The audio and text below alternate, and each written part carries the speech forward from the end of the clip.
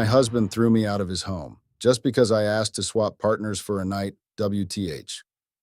This is crazy. I asked my husband to try partner swapping for a night. His response, divorce? I'm in a mess right now. My stupidity has caused me to lose my home. How silly of me to suggest to my husband that we should try partner swapping. What was I even thinking in the first place? I honestly don't know what came over me. I know I went out of line, but is that enough reason for my husband to want to divorce me? My husband decided to divorce me because I suggested we spice up our marriage a little bit. He destroyed my life, took everything from me, and even went as far as marrying my best friend. I never would have in a million years thought that my whole life would change on that fateful night. Everything happened so fast, it still feels like a dream. My husband married my best friend because I suggested we spice up our marriage and try partner swapping for just one night.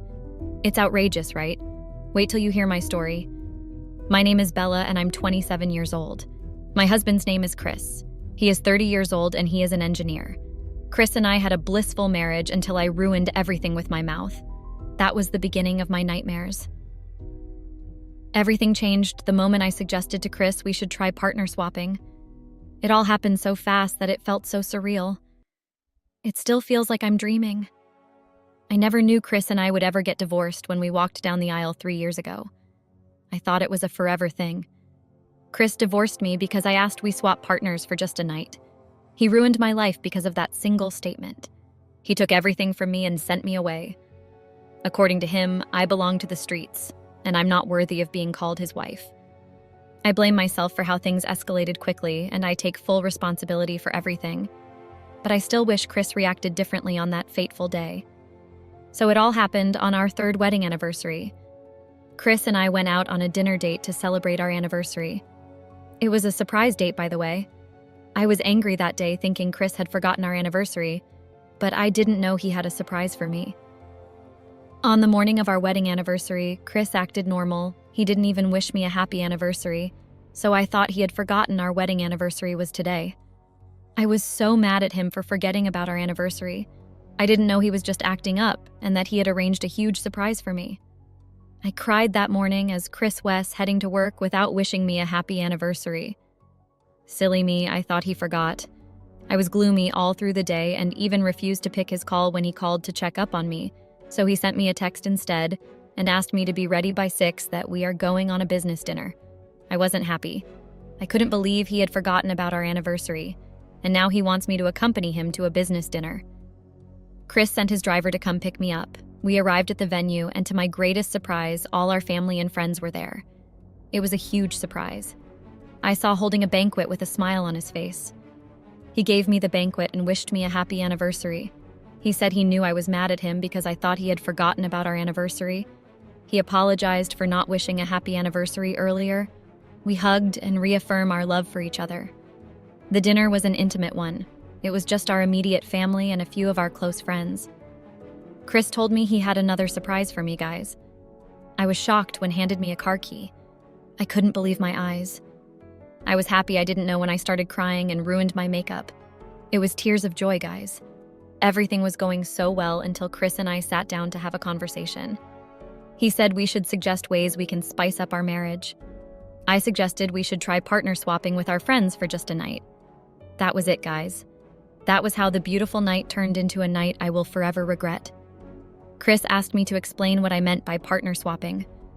I should have stopped there seeing how angry he was, but I didn't. I went further to explain. I told him we should pick one couple from our close friends, ask them if they're interested, and then we swapped partners.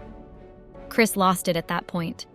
He flared up and started calling me all sorts of unpredictable names. All eyes were literally on us. I felt ashamed of myself that day. I wanted to disappear so bad because everyone was staring at us and whispering. He started shouting at me and calling me different sorts of names.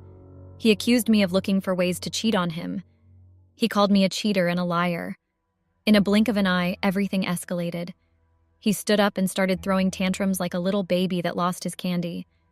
He went on to say he knew I never loved him and how I have been looking for an opportunity to cheat on him. He even went on to say that he suspects I have been cheating on him with his friends. I felt embarrassed.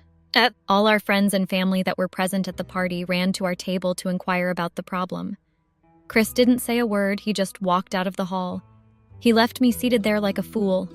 I couldn't even say a word. I was confused. I didn't know how everything escalated quickly. I was too stunned to speak. Everyone was lost. They kept asking what happened and why Chris was mad. I couldn't even utter a word. I was perplexed. One of Chris's friends offered to drop me off after seeing the state I was in. I was stranded, so I obliged. All through the drive, I kept trying to figure out what had happened. A night that was supposed to mark a new beginning ended abruptly on a sad note. I was so lost in thought that I didn't know when we arrived home. I got inside and met a drunken Chris. I was surprised because Chris hardly drinks. He asked who dropped me off, and I told him it was Joe, his friend. He got even more angry. He started accusing me of having an affair with Joe and some of his other friends. I asked him to calm down and that the alcohol is making him hallucinate, but he refused. He continued calling me names, and when I saw he wasn't going to stop anytime soon, I left him there and went upstairs. He followed me upstairs and continued ranting, so I had to lock myself inside the bathroom to avoid any altercations. The following day, I thought Chris would come and apologize for how he behaved the previous night, and we would settle everything, but I was wrong. I slept late because I had to make Chris already deep asleep before coming out of the bathroom. I woke up late, so I didn't know when Chris left for work. I decided to make everything right again, so I prepared his favorite meal for lunch. I took it to his office because I knew he would be hungry as he didn't have breakfast before leaving for work. I wish I never went to his office that day. So I went to Chris's office with the lunch I prepared, hoping we could sort out our issues, but I was embarrassed instead. Chris sent me out of his office and warned me never to set my foot in his working place ever again. I felt embarrassed. People were watching. I didn't know Chris was this heartless. I never knew a day would come when Chris would look at me with so much hate in his eyes. I left the office with my head bowed in shame. Everyone looked at me with pity. I left the office for home and cried myself to sleep. I kept wishing I never made that suggestion. I regretted going for our anniversary dinner. I regretted everything. That was how my husband turned to a complete stranger. Later in the day, I was woken up by the sound of Chris's car. Then the unexpected happened. Chris and our lawyer walked in. My heart skipped when I saw them together. I was served divorce papers. I couldn't believe my eyes. How can Chris divorce me for such a trivial thing? I was even serious, to be honest. It was just an innocent suggestion. If I had known things would turn out this way, I would have come up with the idea in the first place. I was so devastated. I begged him for a second chance, but he refused to listen. All my pleas went on deaf ears. I refused to sign the divorce papers. I couldn't sign the divorce papers. I couldn't imagine my life without Chris. He is my best, the absolute love of my life.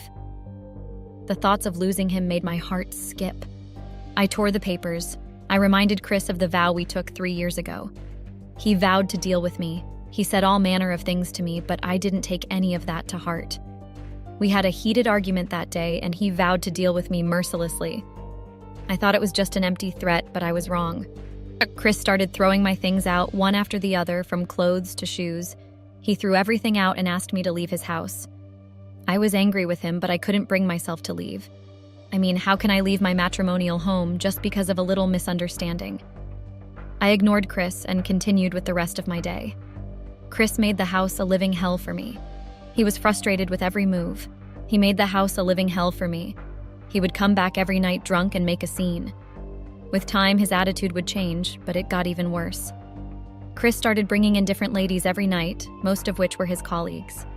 I got irritated by his attitude. How could he stop so low to that level? I got tired of his daily shenanigans. I decided to stay in a hotel for a few days so I could clear my head. I thought a little space would bring peace to our troubles, so I decided to give him space so he could reflect on his actions. But to my greatest surprise, Chris became more arrogant and stoned-hearted. He called me one day. I thought he had finally come back to his senses and wanted me back home.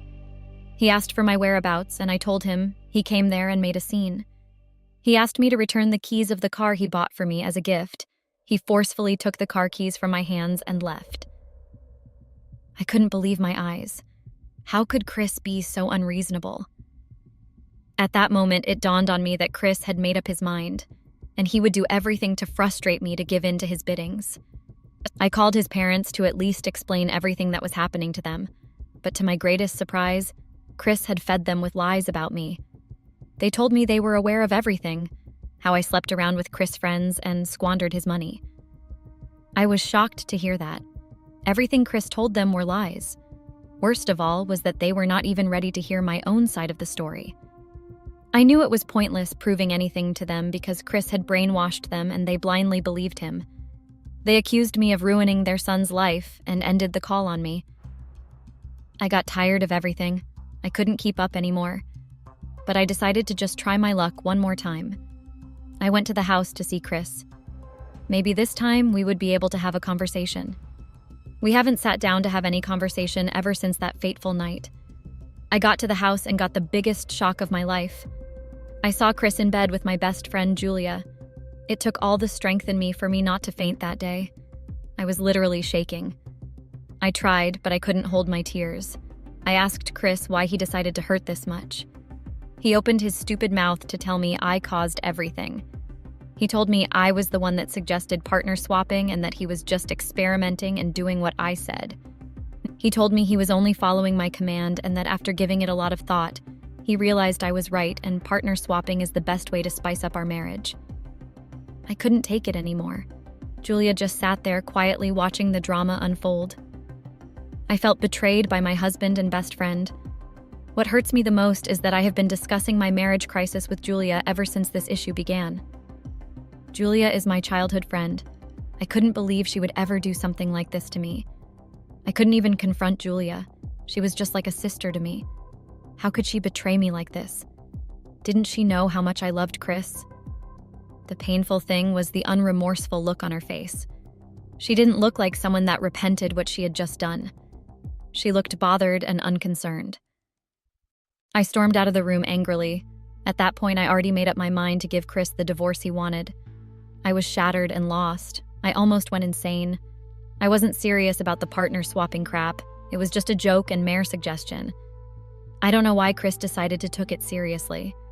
I signed the divorce papers, and a few months later, Chris and I got divorced. Chris made sure I didn't get a penny. We signed a prenup before our wedding, so I didn't get a damn. He took everything from me. The house we bought together was in his name. He claimed ownership of the house and took it. Julia moved into the house with him and they started staying together. Later, he sold off the house. He didn't even need my permission or signature to do that because the house was in his name and he was in possession of all the house documents. Every investment we did together was in his name. I thought we would forever be together. I didn't know a day would come when we went our separate ways. If I could go back in time, I would have done things differently. Chris took all of our investment. He claimed everything. He didn't even leave one thing for me. He also took the cars he bought for me and sold them. Chris went as far as spending all the money we saved together. We always save a certain amount of money every month for our unborn kid's future. Chris was the signatory to the account because everyone knew I was a big spender. I spend my money on shoes and bags a lot, so we kept everything in Chris's account. Chris pulled everything out. When I asked him about the money, he told me there was no money and that he had spent every single token of the money. I couldn't even believe my ears. I think that was Chris's way of punishing me. He wants me to be stranded and alone. He claimed he spent the money on hiring lawyers for our divorce. Funny, right? Yes. I laughed when spilled the rubbish too. I laughed so much that it turned to cry. I didn't even know when I started crying. I don't know if I was crying for a divorcee or the fact that my savings and investments are all gone. I didn't want to drag anything with him. I was determined to survive at all costs. The divorce proceedings were mentally exhausting. It was even more exhausting seeing Julia accompanying Chris to the court during every hearing. Julia would always come to me after each hearing about how Chris was a good man to him. She was doing everything possible to get me to talk to her, but I refused. They were always trying to get my attention with their unnecessary PDA. The sight alone disgusted me. It was after the divorce that I knew why Chris flared up the way he did. His childhood friend told me everything. He told me how Chris had once lost his first love to partner swapping. His childhood love left him after sleeping with another person. The partner swapping went wrong and his manly ego was broken. So in a way, I awoken a childhood trauma in him. I guessed he was scared of losing me too. That's why he acted the way he did. He literally blew everything out of proportion. but deep down I know that wasn't the reason. If he ever wanted me in his life, he would have done things differently. But that wasn't a reason for him to divorce me and do what he did to me. He practically ruined my life. But after hearing of how he lost his first love, I felt sorry for him. But I still can't forgive him for everything he has done to me. The more I write about this, the angrier I become. I met Chris 5 years ago when he had nothing. I stuck with him because of my love for him. I helped him put his life together. When I met Chris, he owned a huge student loan and squatted with his friends. Everyone advised me to leave him alone, including my friend Julia, but I refused and stayed with him. How could he pay back my love and affection for him all these years with betrayal? It was obvious that I loved Chris more than he loved me. Everyone knew except me. I helped Chris clear out his student loans from the little money I earned. I guess I was blinded by love. I can't believe the same person I changed his life to a few years ago didn't hesitate to divorce me. It feels like a movie, I know, but it isn't. I wish I listened to people that advised me against him. Now he has practically ruined my life because of a single suggestion I made. Chris and Julia went around spreading false rumors about me, that I slept with his friends while he was away on a business trip. The news spread like wildfire, and soon people started gossiping about how unfaithful I was to my husband. It was only a few of our friends that cared to reach out to me to find out what really happened. 3 months after our divorce, Chris and Julia got married. The wedding was talk of the town. Apparently, Chris lavished all the money we saved together on the wedding. He bought a new house, and they moved in together to start a new life. I, on the other hand, became a shadow of myself. I didn't know where to start from or how to start. I didn't have a husband to lean on or a friend to confide in. Life didn't make sense to me anymore. The life I knew was taken away from me. I became mentally exhausted, so I became depressed. It felt like my life had ended. It was after the divorce that everything really dawned on me. The people I have built my life around for the past 5 years were no longer around. I felt alone, betrayed, and wounded. The more I decide to forget everything, the harder it becomes. Everything got so bad that I almost lost my job. It was at that point, the log on my face cleared. I decided to pick myself up and start all over again. I started attending therapy sessions. I didn't want to go to therapy in the first place, but I'm glad I did. That was one of the best decisions I have ever made. I started learning to let go of the good and bad memories I had with Chris. I learned how to forgive someone without the person asking not for their sake, but for my sake. Update. Hi guys, it's me again. I'm glad I took the bold step. I just had to go to therapy. I regained my confidence and started building my life all over again. I'm finally learning to smile again. I moved in with my sister because I became homeless after the divorce and I was penniless. You guys remembered Joe, right? Chris' friend that dropped me home after Chris left me that night at our anniversary dinner. Yes, Joe. He was a great support system all through my dark moments. He was always there for me. He became my backbone. He helped me snap out of depression fast. He was the one that registered me for the therapy session. He became a friend I could confide in. He listened to my vents without saying a word. There was an attraction between us, but I kept the friendship platonic. I didn't want a situation where Chris's accusations would turn out to be true. So I tried all my best to keep our relationship simple. Joe wasn't happy with my decision. According to him, I should move on and stop waiting for Chris. He told me dating him would be a way of getting back Chris for marrying my best friend Julia. But I gave it a second thought and declined. He got angry and left. I wanted to beg him to stay because I was alone and needed someone around. But I have learned from the past never to beg anyone to stay when they want to leave. Experience, they said, is the best teacher. I moved on with my life like nothing happened. As for Chris and Julia, they're still married and living happily together. They are even expecting a child together. I wish them nothing but the best. What is still a mystery to me today is how Julia and Chris got together. I think I would never know how it happened. That is one puzzle I'm still unable to solve till today. It still feels surreal that my best friend is married to ex-husband. Everything still feels like a dream. I can't believe Julia is married to the same man she advised me to leave 5 years ago. It's unbelievable. To be honest, they both hurt me, but I have decided to forgive them for my own sanity. I can't continue to hold grudges against people that betrayed me without considering my feelings. But one thing is certain. They never cared about me the way I cared about them. That is my story, guys. I hope we all learn from my story. Think before you talk. Don't run your mouth out of excitement. Before you talk, try and filter some things. Most importantly, not all friends should be trusted. Some should just be avoided by all means possible.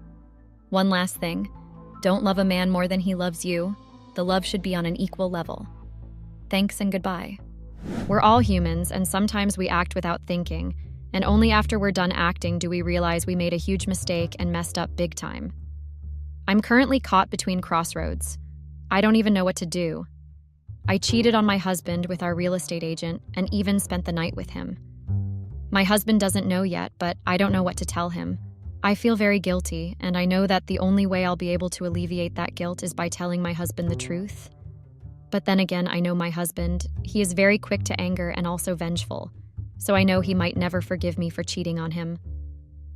My husband, for all his faults, is also very nice, kind, and a great person. I do not want to lose him, but I'll also never be able to rest unless I reveal the truth. I know you're very curious about what happened, so I'll explain. But first, you need to know where my husband and I are coming from, so you understand why I appreciate him so much. My name is Sarah, and I am a 32-year-old woman. I am married to Timothy, a 33-year-old man. We dated for a year and have been married for 5 years. We have 2 kids, who I'll call Kai and Stormy for the sake of privacy. They're both male and are under the ages of 5. I met my husband Timothy at a friend's party, surrounded by chatter and laughter. Jenny, my friend, was hyping him up like crazy, and when our eyes locked, there was this instant vibe. We started chatting, and it was surprisingly easy. Timothy's smile and interest in what I had to say made it all feel comfortable. We moved away from the crowd to a quieter spot, and our conversation just flowed. Turns out we had a bunch of things in common: art, life views, you name it. As we talked about dreams and the unpredictability of life, it felt like the universe was doing some kind of matchmaking. The night unfolded, and it was clear there was something special between us, like we were on the same wavelength. In the midst of a friend's party, surrounded by the chatter and laughter, I met Timothy. Jenny, my friend, was hyping him up like crazy, and when our eyes locked, there was this instant vibe. We started chatting, and it was surprisingly easy. Timothy's smile and interest in what I had to say made it all feel comfortable, and there was an effortless flow to our conversation. We moved away from the crowd to a quieter spot, and our conversation just flowed. Turns out we had a bunch of things in common: art, life views, you name it. As we talked about dreams and the unpredictability of life, it felt like the universe was doing some kind of matchmaking. The night unfolded, and it was clear there was something special between us, like we were on the same wavelength. In less than a few months of being together, Timothy and I decided to take the plunge and move in with each other. It wasn't a snap decision, but the strong connection and all the good times we shared made it pretty clear. We wanted to build a life together. Our first joint pad was this snug apartment in a friendly complex. Merging our stuff and getting used to each other's routines had its ups and downs, but we always tried finding a middle ground and compromise. That apartment complex was like our little village. We got to know the neighbors, and those weekend BBQs in the shared yard became chances to make friends. We weren't just sharing a roof. We were figuring out our life together as a team lol. Living together wasn't even just about splitting bills and grocery runs. It was about proving our commitment and believing in our shared future. Even the simple stuff, like choosing a paint color for the living room. We started dreaming about having a place that was really ours. The apartment was cool, but we wanted something more permanent. We even made a pact. We were going to save up and buy our own house someday. Turning that dream into reality meant getting serious about our finances. We saved hard, making choices that sometimes meant cutting back, all with the goal of making our dream home a reality. Every dollar saved was a step closer to the place where we could start a family and make lasting memories. Moving in together after less than a year might have raised some eyebrows, but for us it felt right. Though to be honest, moving in together with Timothy brought its own set of real-life challenges. Figuring out how to split the bills was a bit awkward at first, but we had to sit down and work out a system that felt fair for both of us. Budget talks became a thing, and finding the sweet spot took some honest conversation and a bit of give and take. Chores were another hurdle. We quickly realized we had different definitions of clean. Setting up a routine that played to our strengths and made us both feel like we were pulling our weight took some trial and error. There were a few debates about whose turn it was for dishes, but eventually we landed on a system that clicked. Then there was the whole personal space thing. We both needed our alone time, and it took some figuring out to respect each other's need for space while still keeping that sense of togetherness. We had to learn it's okay to do our own thing, even in the same space. After about a year of dating and hanging out with Timothy, it was clear we were more than just a fling. We laughed together, supported each other, and it felt like we were both on the same page about the future. One night, after a chill dinner, Timothy looked at me and said, "Sarah, I can't picture my life without you. What if we make this official?" His words were simple, but they hit me right in the feels. Deciding to tie the knot after a year felt right, like the next step in our story. Luckily, our families got along. Timothy won over my family with his kindness, and his folks welcomed me with open arms. But some people thought we were moving too fast, like we were rushing into things. Despite what others said, we were pretty confident in our decision. Our love was strong, and planning the wedding turned into a team effort. From picking the venue to choosing colors, it was a joint venture that tested our ability to make decisions together. During the planning, though, those concerns from friends and family lingered. Convos over dinner would sometimes take a turn, a gentle reminder to take it slow. Their hearts were in the right place, but we stayed true to our path. After all, we didn't believe in anything being too soon. I knew a lot of people that didn't even date for up to a year before tying the knot, and they were very happy together. I also knew a lot of people that dated for a long time, and then they got married and didn't last, so there was no such thing as too soon. Our wedding turned out to be a real journey, especially because we weren't rolling in dough. Timothy and I wanted a celebration that felt true to us without maxing out our credit cards. It meant facing the reality of our budget from the get-go and getting creative to make it work. First things first, finding a venue that was cute but didn't cost an arm and a leg. We scouted around, went to a bunch of open houses, and haggled for a deal. Finally, we stumbled upon this cozy place with a sweet garden vibe. Not a fancy banquet hall, but it had the charm we wanted and fit our budget. Sorting out the guest list was like walking a tightrope. We wanted to invite everyone, but we had to be realistic. We kept it close to family and friends, trying to keep things intimate. It was tough cutting some folks, but we knew it'd help us focus on what really mattered. Food was another puzzle to solve. We went for tastings, tried to haggle on the menu, and landed on a spread that was tasty but didn't cost an arm and a leg. It was about finding the right balance between quality and keeping our wallets happy. Shopping for our wedding outfits was an adventure too. We skipped the fancy boutiques and looked for affordable options. We even considered secondhand dresses. Eventually, we found outfits that fit our style without wrecking our budget. Decorations were a family affair. We got friends and family to help us make centerpieces and spruce up the place. It was a bit of work, but it added a personal touch and saved us some serious cash compared to hiring pros. Figuring out how to keep things low-key, but not too casual, was a real challenge. We wanted simplicity without making our day feel ordinary. So, we chose to invest in what mattered most to us: a cool venue, good food, and personal touches, while cutting back on things that didn't really matter. Just a year into our marriage, we got hit with some unexpected news. We were going to be parents. It wasn't part of our grand plan, more like a surprise that caught us off guard. Timothy and I were scared at first, not knowing what this sudden twist meant for us. But as it sank in, we decided to roll with it and do our best for our little one. The news came out of the blue, messing with the groove we'd just found as a married couple. Having a baby so soon wasn't in the cards we'd laid out for ourselves. In those early days, fear kicked in, the kind that comes with a ton of questions and worries about what the future would look like with a tiny human in tow. Our fear wasn't because we didn't love each other or weren't committed. It was more about realizing that our lives were about to change big time. Money concerns, the whole responsibility of being parents, and figuring out how to adjust to this new reality were all hanging over us. We were just regular folks facing an extraordinary moment that would shake up our world. But amid the fear, there was a glimmer of hope. We were gonna be parents, bringing a whole new person into our lives. Once the shock settled, we started seeing this surprise as a blessing in disguise. Fear turned into a promise to face whatever was coming and give our soon-to-arrive kiddo the best home possible. The months that followed were a wild ride, from baby classes to setting up a nursery. Each step brought a mix of excitement and nerves. We read books on parenting, asked buddies for tips, and did our best to gear up for the arrival of our little one. The day Kai was born, everything changed. Holding our brand new son, all the worries disappeared, replaced by this crazy love and the weight of being responsible for this tiny human.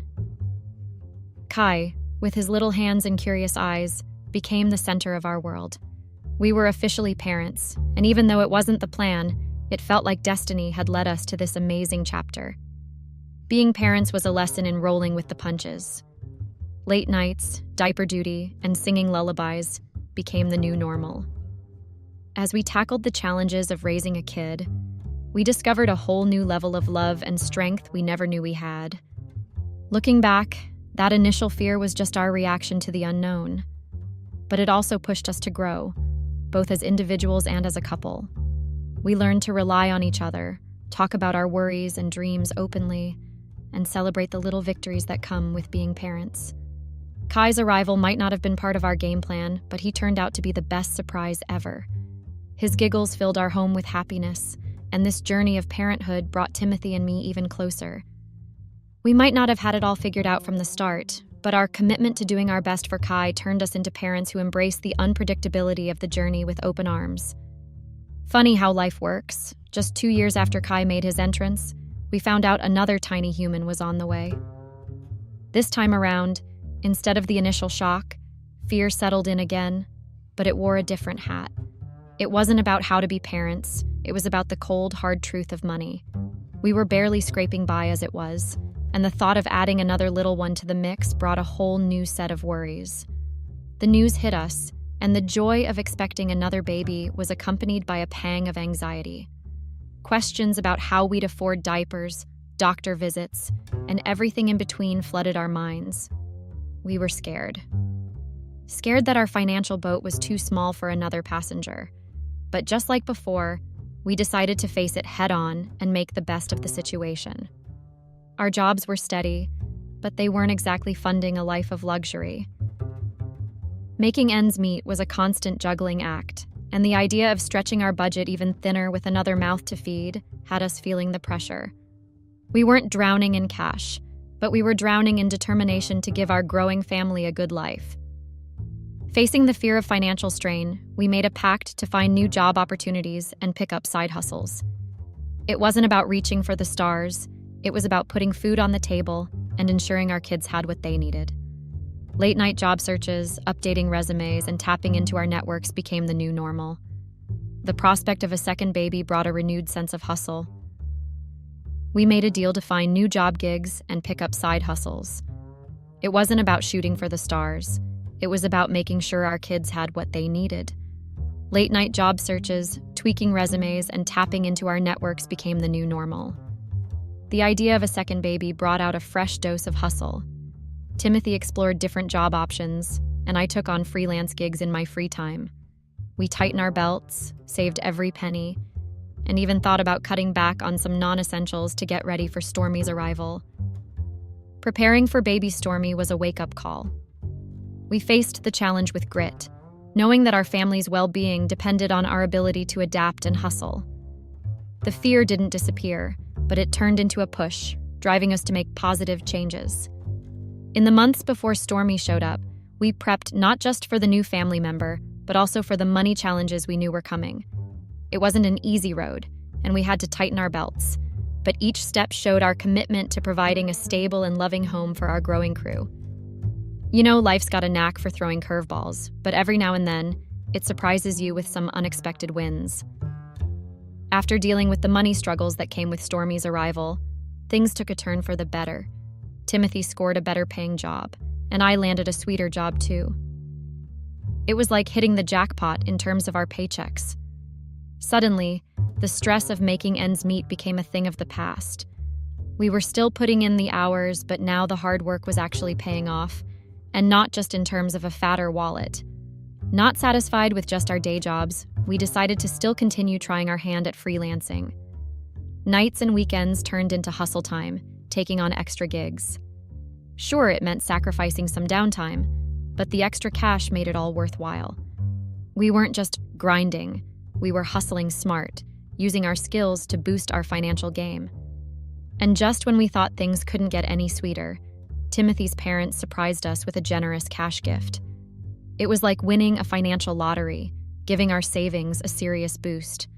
We had to figure out what to do with this unexpected bonus. Should we invest it, pay off debts, or stash it away for the kids' future?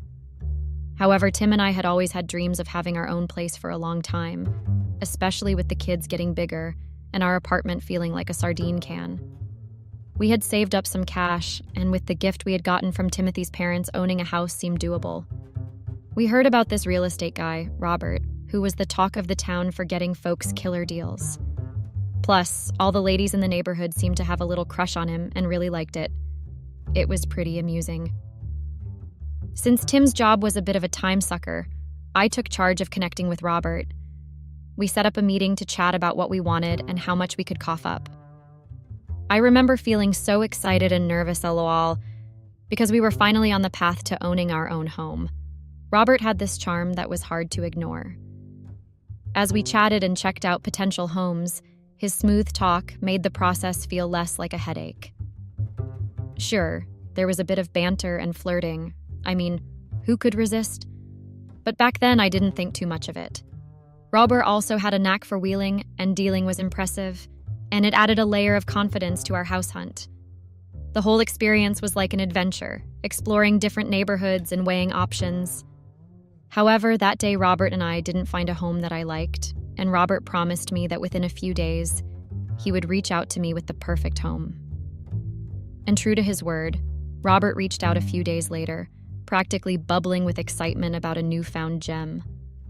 Without a car of my own, we decided to use Robert's car. However, the car had some issues and we couldn't use it.